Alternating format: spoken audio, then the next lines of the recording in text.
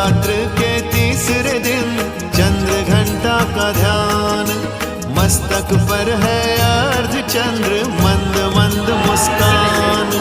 10 हाथों में अस्त्र शस्त्र रखे खड़ग संग बाण, घंटे की झंकार से हरती दुष्ट के प्राण। सिंह वाहिनी दुर्गा का चमके स्वर्ण शरीर, करती विपदा शांति हरो भक्त की पीर। मधुर वाणी को बोल कर सबको देती ज्ञान, जितने देवी देवता सभी करे सम्मान।